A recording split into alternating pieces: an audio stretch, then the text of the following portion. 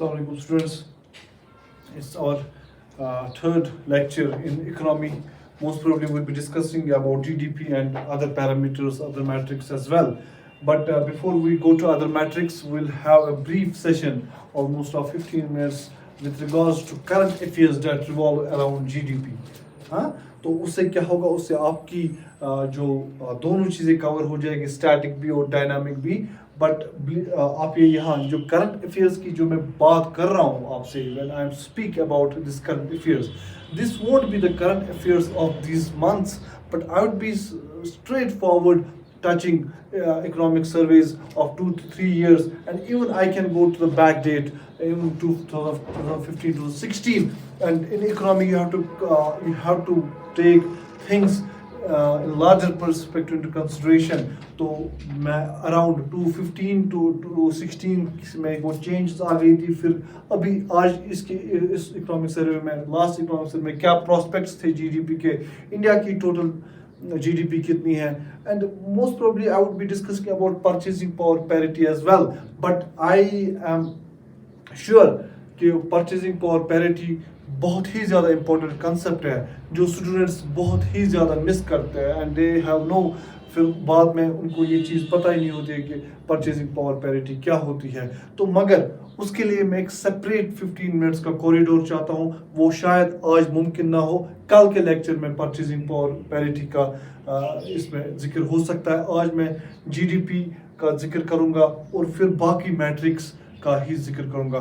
तो जब मैंने करंट अफेयर्स की बात की तो आप ये ना मान के चले कि हम 2-3 मंथ्स की बात करें. हम देखेंगे जीडीपी के साथ रिसेंटली क्या चीज़ें हुई थी, जो हम तो हमें वापस अपनी जर्नी पे जाना पड़ेगा 2015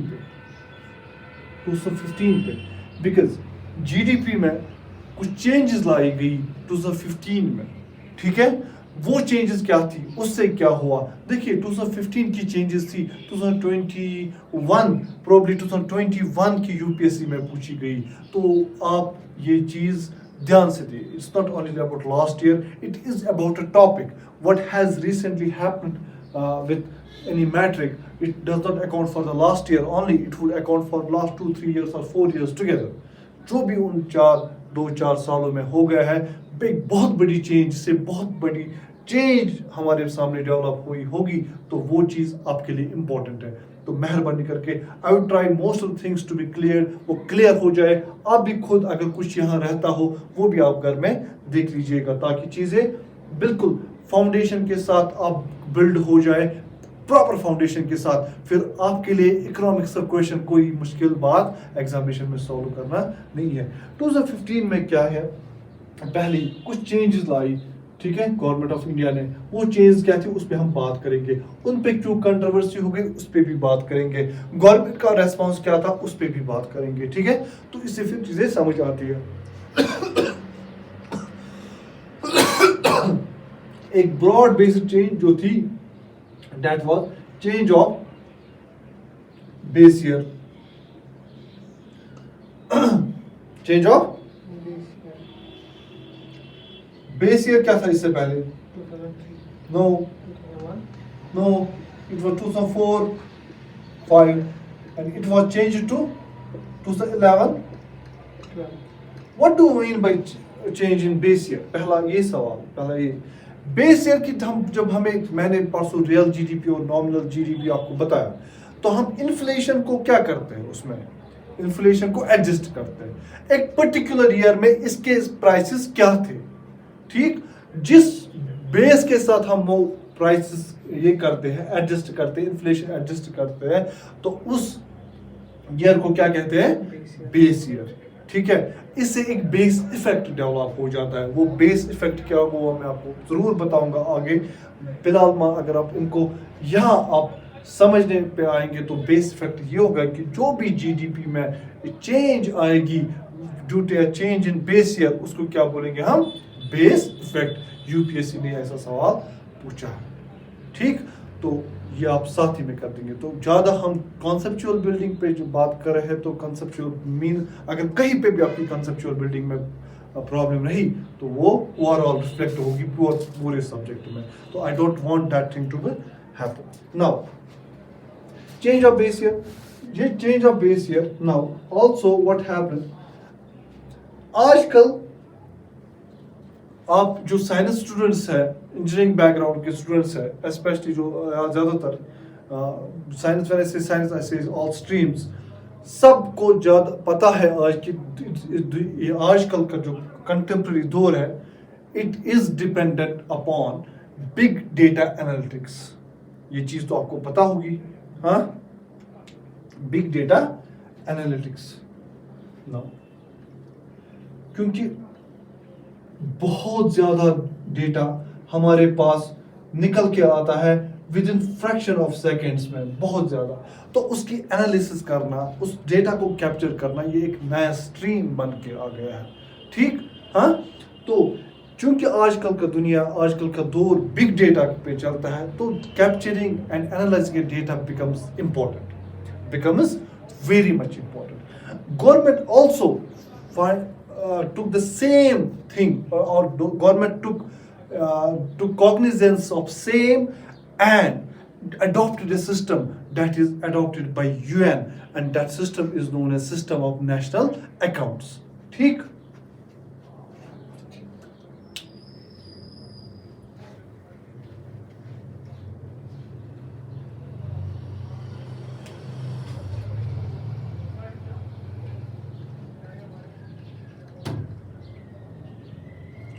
दरअसल ये सारी जो चीजें हैं, ये असल में चाहे बेस ईयर को चेंज होना है या एनुअल सर्वे ऑफ इंडस्ट्रीज से हट के MCA 21 तक जाना है, ये सारा दरअसल इसी को कंप्लाई करने के लिए था. That was adoption of system of national accounts. ये सारा दरअसल इसी को पॉइंट करेंगे. तो अगर उससे बेहतर होगा हम ये पॉइंट अलग से ना लिखे, हम ये पॉइंट बीच में रखें. क्या रखें? क्योंकि वो इसी को कैटर करेंगे, वो सारे पॉइंट्स इसी को कैटर करेंगे. ठीक. Adoption of system of, fast में, फास्ट तो नहीं जा रहा हूं मैं,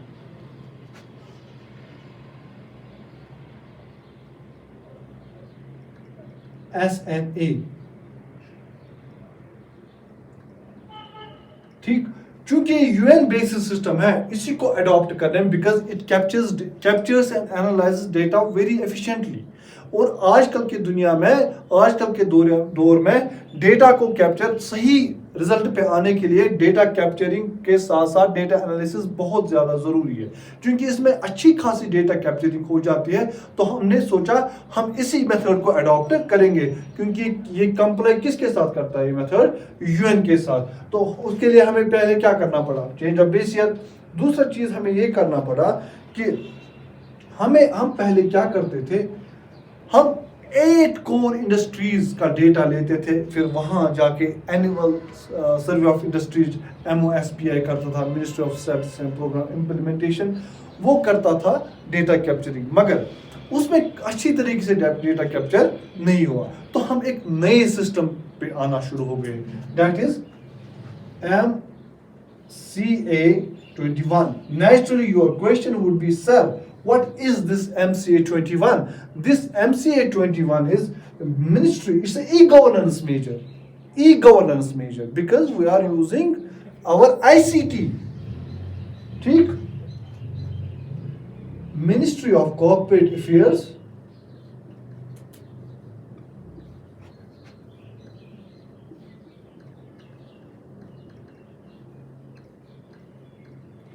and what do we mean by 21? 21 is nothing but 21 digit alphanumeric code that has been assigned to various industries, firms. ठीक. जिसको हम किस नाम से भी जानते हैं, company identification number, CIN, company identification number. यहां तक कोई प्रॉब्लम? CIN को मैं इलैबोरेट करके लिखूं कि ये इतना ही लिखूं, company identification, company identification number. इससे क्या होता है इस MCA 21? ये डेटा बड़ी अच्छी, देखो हर किसी कंपनी को ऑलमोस्ट 5 लाख कंपनीज को चूज किया गया. ठीक. क्या किया गया? ऑलमोस्ट 5 लाख कंपनीज को चूज किया गया उनको दिया गया ये 21 कोड, और जो भी वो प्रोडक्शन एक्टिविटी दिखा रहे थे वो को अपना वो अपडेट करते थे। जब वो अपडेट करते थे हाँ ऑनलाइन, तो उससे क्या होता था, हमारा डेटा कैप्चर होता था easily. When our data is captured easily and properly, तो हमारा जो जीडीपी प्रोडक्शन मेथड से हम जो करेंगे तो वो ज्यादा सही से होगा कि ज्यादा गलत से होगा, एक्यूरेट। तो गवर्नमेंट का यही मानना है कि इससे हमारी एक्यूरेसी बढ़ जाएगी जीडीपी कैलकुलेशन में। बट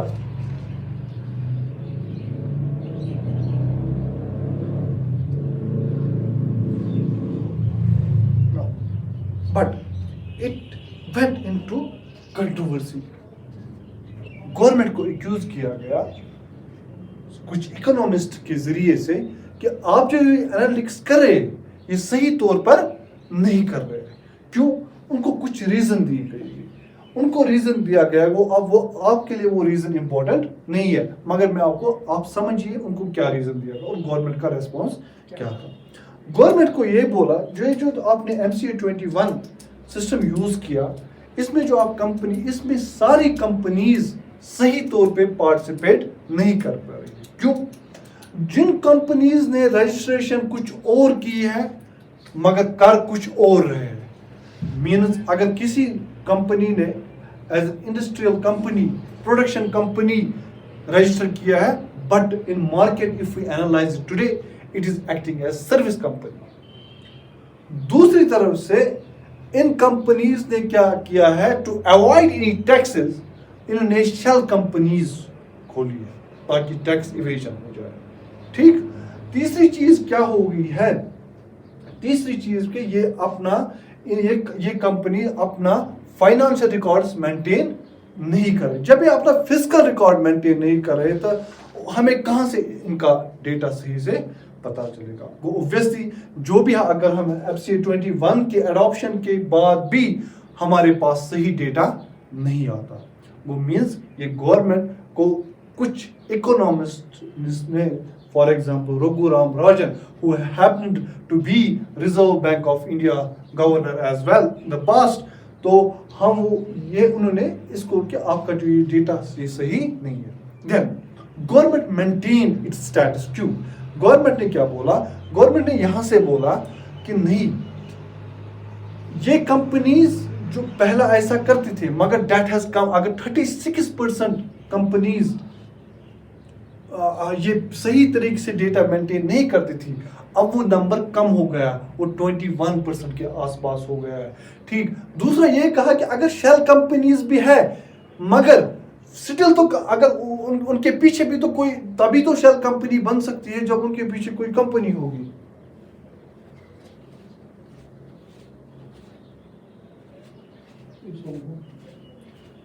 ठीक है, जब उनके पीछे कोई कंपनी होगी तब भी शेल कंपनी बन सकती है। ठीक।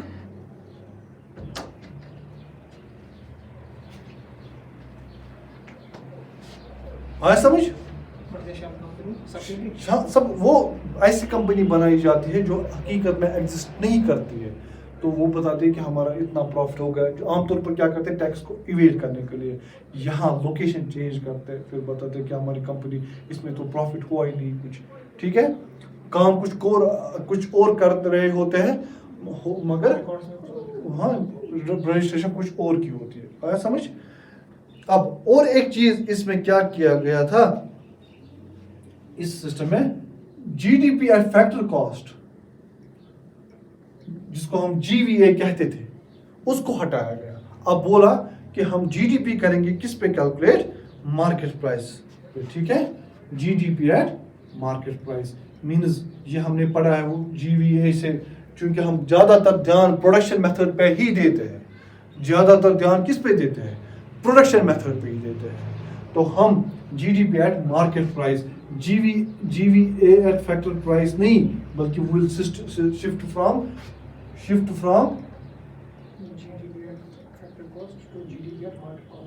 GVA at factor cost. ठीक है, to GDP at market price, जो असल में हकीकी एक मैट्रिक हमारे पास मौजूद है। ये चीजें चेंज, इसमें पेशर का काम क्या है? बेस ईयर में तो बहुत सारा चेंज आता है ना, मतलब जीडीपी एट मार्केट प्राइस अगर हम ये I am not saying base year से बहुत सारे रियल जीडीपी पे हम पहुंचते हैं, इसमें बेस ईयर का हम तो कंपेयर करेंगे ना, we are obviously nominal GDP calculation के वक्त हमें ये मैट्रिक यूज करना है, मगर फिर रियल जीडीपी के आने तक तो हमें तो बेस ईयर का यूज करना ही है ना, तो वही ठीक है। आया समझ, ये कुछ चेंजेस की गई थी 2015 में, और कुछ हाइलाइट्स थी बैक सीरीज डेटा, वो आपके लिए इंपॉर्टेंट नहीं है एग्जाम के तौर पर, ये मेंस के पर्सपेक्टिव में आपके लिए इंपॉर्टेंट है। ठीक, ये हो गया ना। हम कुछ इकोनॉमिक सर्वे, क्योंकि आपको पूछा जाएगा कभी कभार एसएसबी लेवल के एग्जाम में, या कभी कभार जेकेपीएससी में भी पूछते थे, मे बी इस ईयर नहीं पूछा या आगे पूछ सकते हैं, जो जीडीपी ग्रोथ रेट थी according to various economy, GDP growth rate means किस रेट पे हमारा जीडीपी ग्रो हो गया। हाँ, डिफरेंट इकोनॉमिक सर्विस ने उसमें अपने हम करेंगे 2020-21 की बात, 2021-22 की बात, ये हो गई करंट ईयर की इकोनॉमिक सर्वे, ये हो गई पिछले साल की, और ये हो गई नेक्स्ट ईयर की 2022-23। ये वाला हो गया फोरकास्ट। क्या हो गया इसमें? फोरकास्ट। बजट 2020 के लिए 2 के लिए बनाया जाता है, मगर इकोनॉमिक सर्वे एक साल पीछे के लिए पब्लिश की जाती है कि उस साल में क्या हो गया था, उसकी रिफ्लेक्शन को। ठीक है, हाँ। इस साल तो आपके ज्यादा ही कुछ अच्छे दिन चल रहे हैं कि इस साल 2 वॉल्यूम्स नहीं है इकोनॉमिक सर्वे के, पॉसिबली एक ही वॉल्यूम इकोनॉमिक सर्वे का है, उसके लिए तो मीन्स आपका एफर्ट कम होगा उससे। ठीक, 2020-21 का जो फोरकास्ट था 2021 वो था -7.3%, बिकॉज ये कोरोना का साल था, इसमें बहुत ज्यादा डिक्लाइन पे चला गया था because of both supply side and demand side disruptions, और हमें चूंकि कंटेनमेंट मेजर्स को अडॉप्ट करना पड़ा, जिसकी वजह से हमें बहुत सारे हमारी जो इकोनॉमी वो श्रिंक पे चली गई, रिसेशन की ओर चली गई। अब thanks to as per our finance minister, तो थैंक्स टू वो क्या बताते हैं वो ऑफन, वो विल ऑफ गॉड को ही ज़्यादा कहते हैं कि ये ऊपर चला गया, हमारी वी शेप्ड रिकवरी हो गई और वापस आ गया। और जो 2021-22 में जो इकोनॉमिक ग्रोथ उसके प्रॉस्पेक्ट्स क्या है 9.2%। ठीक है, ठीक, और 2028 to 8.3%, 8 to 8.5%। ठीक है, ये फ्यूचर में जब ये थोड़ा स्टेबलाइज हो जाएगा। हाँ, ये obviously it can not remain to 9.2, मगर फिलहाल हम कोशिश कर रहे हैं, है ना, हम ये फोरकास्ट होता है। ठीक है, सारा फोरकास्ट नहीं सब फोरकास्ट, इट इज एनालिसिस। अभी 2022 के फिस्कल ईयर अभी अप्रैल तक की फोरकास्ट है ना, इट इज एक्चुअल -1.3%। ठीक, अब ये चीज तो सबको पता होती है, मगर आमतौर पर इंटरव्यू में एक जगह फंस जाते हैं, वो चीज आपको अपनी जगह एस्टिमेट करनी होती है। वो चीज क्या होती है? जीडीपी नंबर्स और रैंक।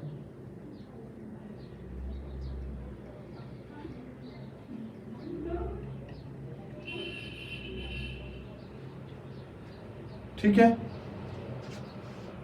रैंक वाइज इंडिया का जीडीपी। ठीक है, ये चीज आपको, आप इन चीजों को ध्यान नहीं देते हैं, इन चीजों पे आप बोलते हैं चलो हम एग्जाम के वक्त देख लेंगे, मगर ये फिर याद नहीं रहती। जो करंटली इंडिया का जीडीपी है, ठीक है, जो जून 2020 तक है, जून 2022 वो क्या है 3.3 ट्रिलियन।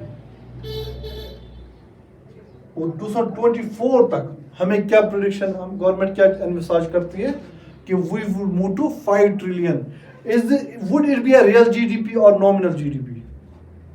फिर आपको एग्जामिनर ऐसे कंफ्यूज करेगा वाइवा में। It is nominal GDP, it is not a real GDP. ठीक है, जो हम टारगेट कर रहे हैं it's 5 trillion by 2024। Target is, आप फिर भूल जाते हैं, टारगेट 5 ट्रिलियन यूएसडी बाय 2024। ठीक, और ये जीडीपी क्या है? नॉमिनल जीडीपी, उस पर ध्यान दीजिएगा। मैं बोल रहा हूं कि ये आपको चीजें आसान लग रही है मगर ये चीजें फिर आप टच नहीं करते। ठीक, अगर हम रैंक वाइज देखें इंडिया का जीडीपी, हम 5वें नंबर पे थे रैंक पे, मगर रिसेंटली यूके ने हमें रिप्लेस किया बहुत ही कम मार्जिन से 13 बिलियन यूएसडी। बहुत ही वो होता रहता है उतना फ्लक्चुएशन। तो हमारी रैंक अभी कौन सी है? 6। पहले रैंक पे कौन है? जरा आप पता मुझे, आप दिमाग लगाए कौन है? US. China is in growth, वो फर्क आएगी।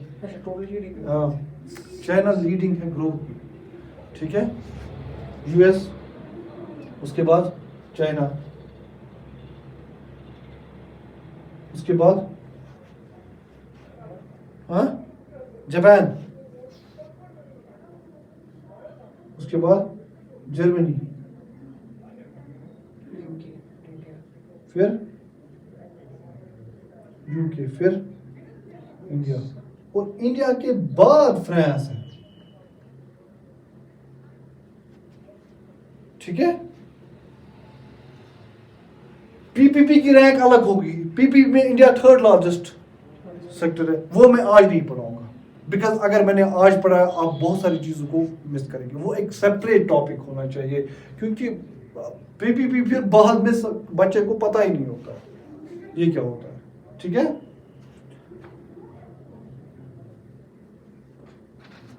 आया समझ?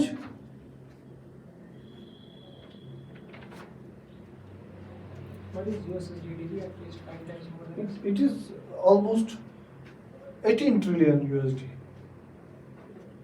तो आप देख लीजिएगा नंबर्स में, it is almost 18 trillion USD. I think 5 times more than GDP of more than 6 times more than GDP of India. ठीक है, ये आप देख लीजिएगा अच्छे से। ये हो गया कवर, करंट भी कवर हो गया, हाँ, इकोनॉमिक सर्वे भी कवर हो गई, जीडीपी। एक हो गया कि फोरकास्ट और डेटा, और बार बार इकोनॉमिक सर्वे में ऐसे सवाल स्टडी बेस, वो आप सवाल देखिए इन 2-4 सालों में क्या हो गया, वो तो हम उसी वक्त डिस्कस करेंगे जब हम ऑलमोस्ट इकोनॉमिक सेशन को सबको फिर हम एनालिसिस करके सवाल करेंगे। ठीक है, फिलहाल जी जो आपके लिए इम्पोर्टेंट चीज़ है जीडीपी में करंट के साथ ये कवर हो गई। हाँ, कुछ सवाल तो नहीं है यहाँ तक, समझ आ गया? मोर इम्पोर्टेंट इज कंसेप्ट, समझ आएगी। अब मैं आपको एक इक्वेशन लिख के दूंगा, शायद ही आप इस पे ध्यान देंगे और शायद ही आप कभी इस पे, मगर इसकी यूटिलिटी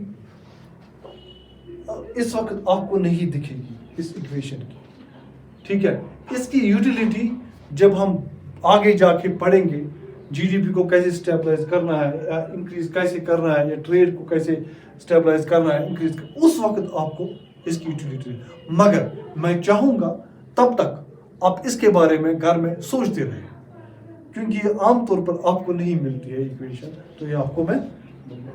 जब हमने कंजप्शन बेस्ड एक्सपेंडिचर मेथड से जीडीपी देखा, वो हमने देखा था जीडीपी किसके बराबर होता है? C+I + G + X-M।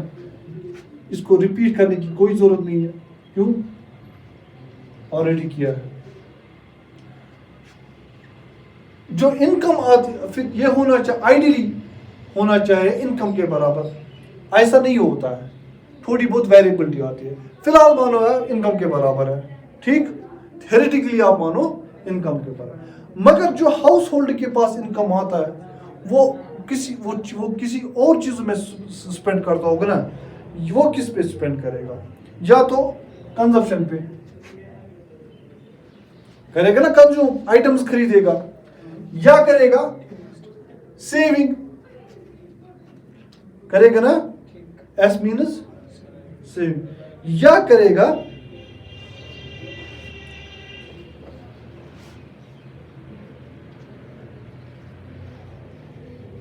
या देगा टैक्स, देगा ना, देगा कि नहीं, जो उसके पास इनकम आती है मेनली इन ब्रॉड पैरामीटर्स पे, ठीक है, सेविंग में ही फिर इन्वेस्टमेंट भी होगी, वो मसला नहीं है, ठीक है, ब्रॉड बेस्ड यही है ना।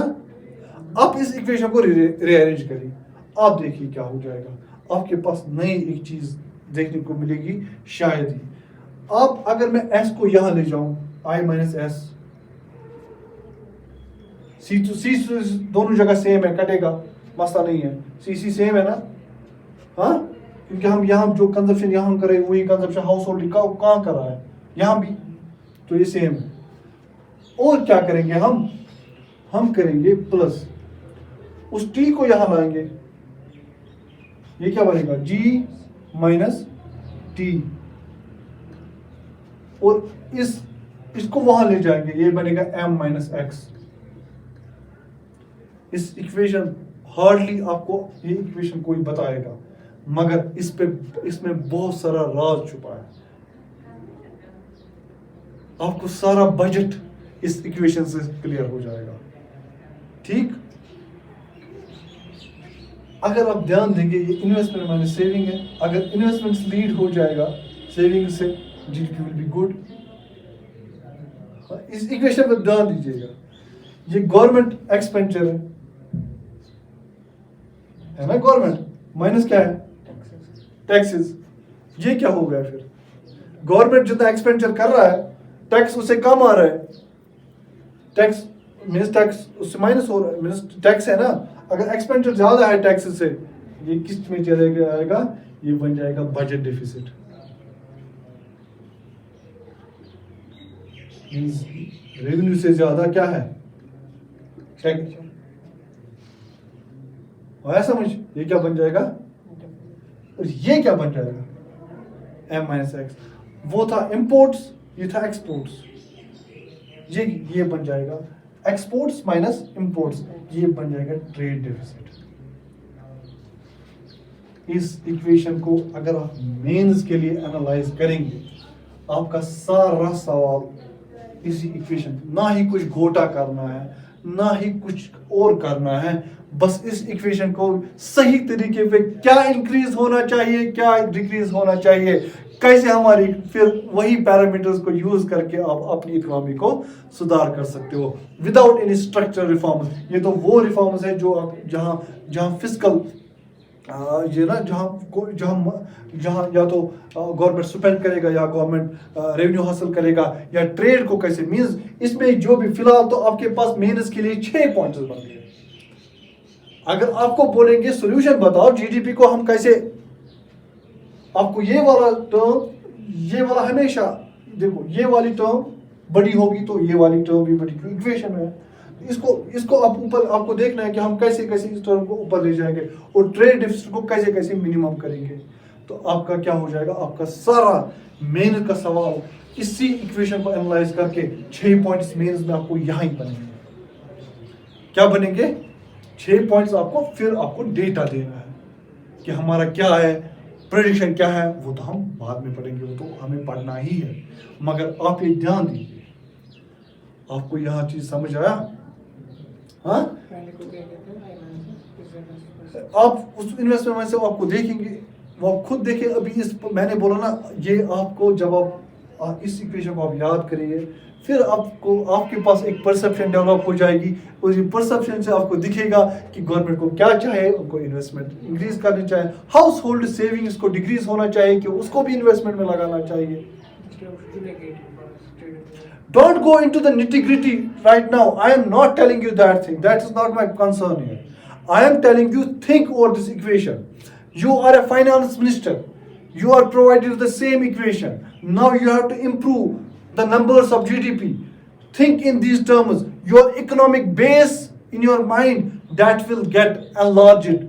वो बड़े ही पैमाने पे, वो बहुत ही ज़्यादा उसकी कैपेसिटी जो सोचने की होगी ना, वो थोड़ी बहुत बढ़ जाएगी। क्या हो जाएगी? छह, मैंने बोला 6 पॉइंट्स यहाँ ही दिखेंगे, फिर आगे आगे जाके आपको स्ट्रक्चरल रिफॉर्म्स भी दिखेंगे, साइक्लिक रिफॉर्म्स भी देखेंगे, इंस्टीट्यूशनल रिफॉर्म्स भी देखेंगे, गवर्नमेंट वेलफेयर मेजर्स भी देखेंगे।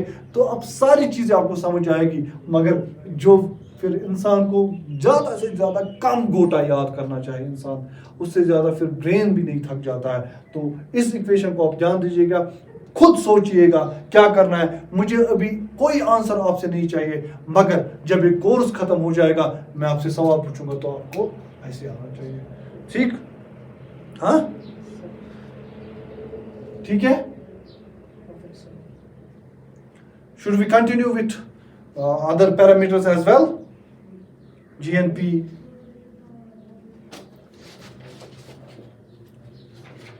No. Okay.